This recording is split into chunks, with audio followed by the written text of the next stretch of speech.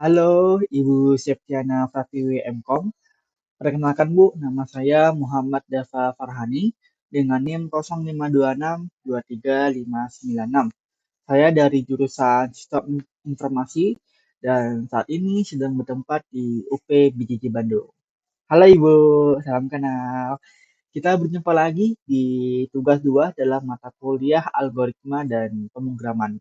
Tetapi sebelum kita masuk ke dalam video penjelasannya, di sini terlebih dahulu saya ingin minta maaf kepada Ibu bila mungkin dalam video kali ini suara saya agak serak atau mungkin kurang jelas karena memang kondisi saya sekarang lagi nggak fit dan bila Ibu mendengar apa ya suara-suara keributan, suara-suara orang lain selain suara saya juga mohon maaf karena saya kebetulan di sini sedang bersama teman-teman dan teman-teman saya juga lagi rame, sehingga kalau ada keributan dan lain hal yang mengganggu kualitas videonya, saya mohon maaf dan semoga Ibu bisa maklumi.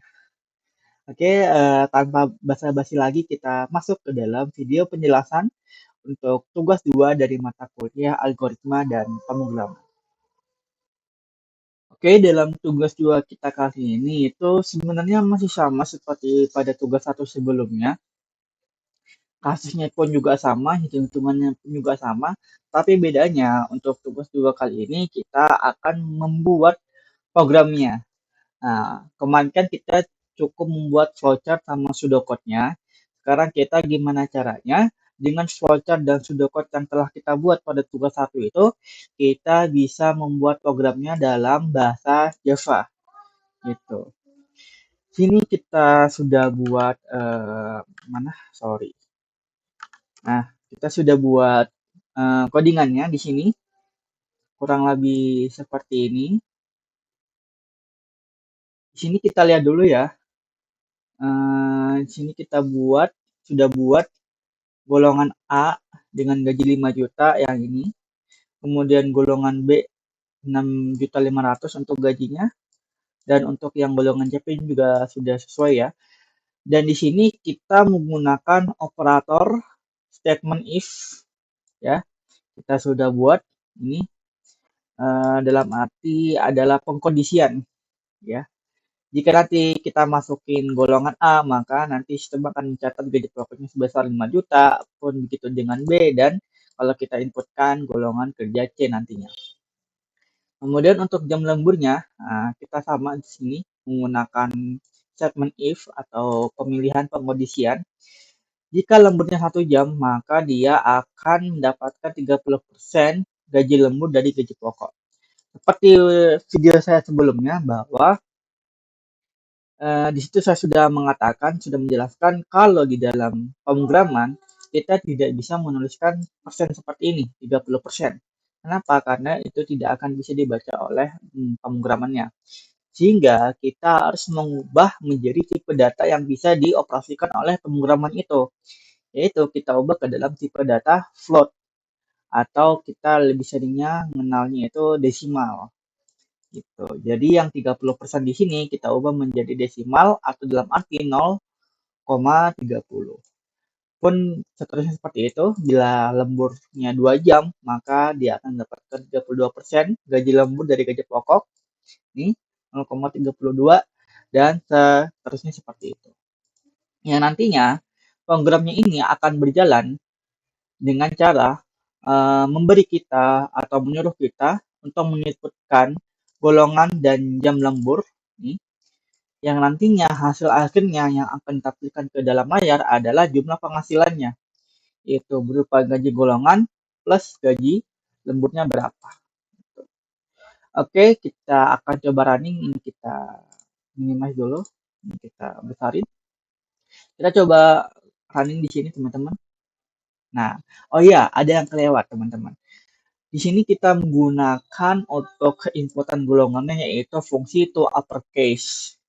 Di sini meskipun kita sudah memberikan keterangan bahwa inputannya itu harus huruf besar seperti ini A, B atau C, tapi bila kita inputnya pakai huruf kecil pun seperti ini, bukan huruf besar, karena kita telah menggunakan uppercase, maka huruf kecil yang kita inputkan pada golongan karyawan ini juga bisa dibaca gitu.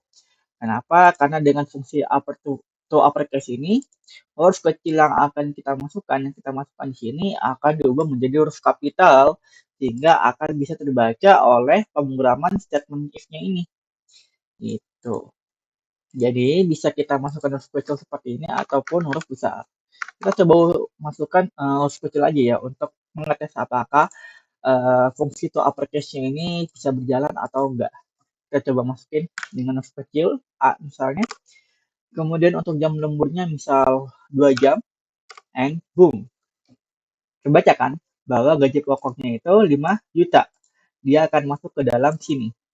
Meskipun di sini pemrogramannya dia akan membaca huruf A kapital, tapi dalam penginputannya kita menggunakan huruf kecil, ya kita bisa dibaca karena kita menggunakan fungsi to uppercase. Kalau nggak ada fungsi to uppercase ini, maka yang harus kita inputkan itu harus sesuai dengan instruksi, yaitu huruf kapital. Kemudian ya gaji pokoknya 5 juta, dia akan masuk ke golongan A. Kemudian gaji lemburnya, karena dia tadi lemburnya 2 jam, maka dia mendapatkan 32% dari gaji pokoknya. 32% dari 5 juta adalah 1,6.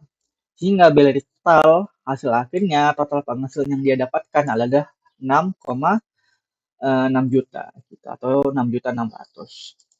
Gimana jadinya semisal kita inputkan golongan karyawan atau golongan kerja ini di luar dari golongan yang sudah disediakan. Misal kita masukin D, ya misal nih, terus kita masukkan jam lemburnya 1 misalnya. Nah, maka program akan menampilkan bahwa golongan yang kita masukkan, ya yaitu D, itu tidak valid. Kenapa? Karena tidak termasuk di dalam sistem yang sudah disediakan. Karena sistem yang kita sediakan itu hanya untuk golongan A, B, dan C. Untuk golongan D, dia tidak ada. Makanya tidak valid gitu. Atau semisal kita masukin golongan A, kemudian jam lemburnya 0, ya, atau tidak ada jam lemburnya, maka dalam hitungan akhirnya pun gaji lemburnya itu sama dengan 0. Sehingga dia bersih. Total penghasilannya itu hanya dari gaji pokoknya saja, yaitu sebesar 5 juta. Tidak sesuai ya dengan instruksi pada soal bahwa inputannya itu berupa golongan dan jam lembur ya tadi itu, dan hasil akhirnya adalah jumlah penghasilan, yaitu gaji golongan ditambah gaji lemburnya. Kurang lebih seperti itu untuk video penjelasan tugas 2 dari mata kuliah algoritma dan pemrograman. Sekian Ibu video penjelasan dari saya.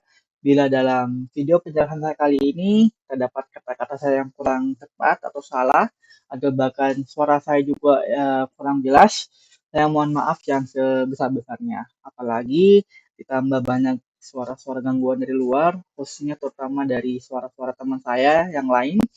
Saya juga mohon maaf dan semoga Ibu bisa memakluminya. Saya juga ucapkan terima kasih banyak Bu atas perhatiannya Ibu dalam tugas 2 saya kali ini.